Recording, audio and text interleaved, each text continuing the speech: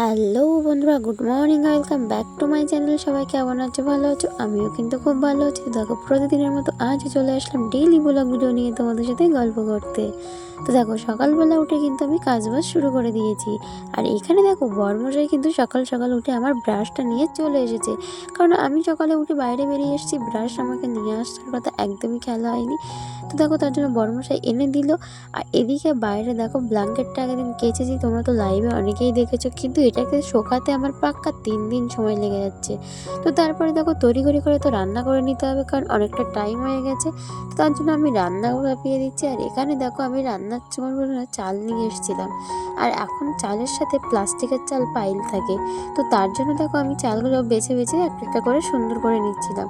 তো তারপরে চলে আসলাম সব কিছু রেডি করে উনানের পাশে।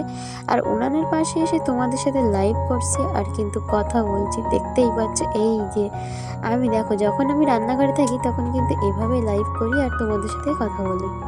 আর এদিকে দেখো, মা কিন্তু সকাল সকাল উঠে কাজ শুরু করে দিয়েছে। পুরো উঠানটাকে কিন্তু খুব সুন্দর করে দেখো লেপে দিচ্ছে। আর যেহেতু মাটির জিনিস যদি মাটি দিয়ে না লেপা হয় তাহলে তো একদমই ভালো লাগে না।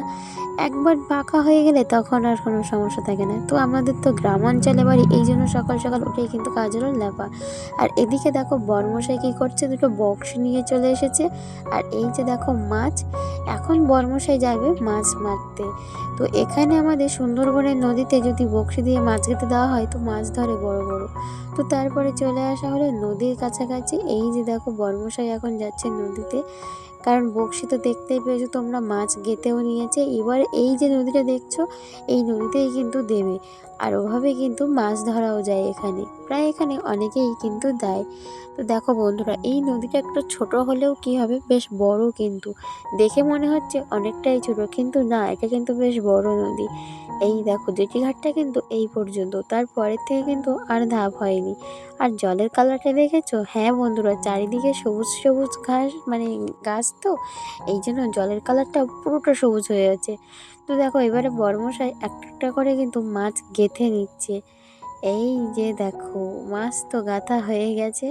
তো দেখেছো কীভাবে মাছটা গেঁথে দিল? এবার এটাকে চেলে কিন্তু নদীর মাঝখানে দিয়ে দেবে। তো আর এইভাবেই কিন্তু এটাকে বলা হয় দোন বাওয়া। তো তারপরে কিন্তু বর্মশাই চলে আসলো ড্রয়িং ক্লাসে। আর ড্রয়িং ক্লাসে এসে দেখো কী অবস্থা। আর পুঁটি মাছ বড় মাছ দিইনি।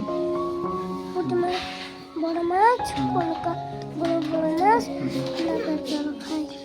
মাছ খেতে পারো? ফাটাফাটি খেতে ডিম খাবার, ঠিক আছে? দেখো, যেহেতু বর্মশাই ড্রয়িং ক্লাসে এসেছে, তো সেই জন্য বাচ্চারা তো এখানে থাকবেই। আর দেখো, এটা কিন্তু চারি সাইডটা বেশ সুন্দর একটা মনোরম দৃশ্য। আর এখানে দেখো, বাচ্চাদের বসার জন্য কত সুন্দর ব্যবস্থা রয়েছে। সব ছোট্ট ছোট্ট কিউট কিউট বাচ্চারা কিন্তু বসে বসে ড্রয়িং করছে। দেখো, বিভিন্ন ধরনের ড্রয়িং করছে। আর এই যে পুচকি বাচ্চারা দেখো কত সুন্দর ড্রয়িং করেছে। তো বন্ধুরা, আমি ভিডিওটি এখানেই শেষ করছি। সবাই তাহলে ভালো থেকো। পরের ভিডিওতে তোমাদের সাথে আবারও কথা হবে। আর আমার এই ছোট্ট ভিডিওটি তোমাদের ভালো লাগলে চ্যানেলটি অবশ্যই সাবস্ক্রাইব করো। আর হ্যাঁ, কমেন্টে কিন্তু জানাবে কেমন লাগলো। তো টাটা সবাইকে।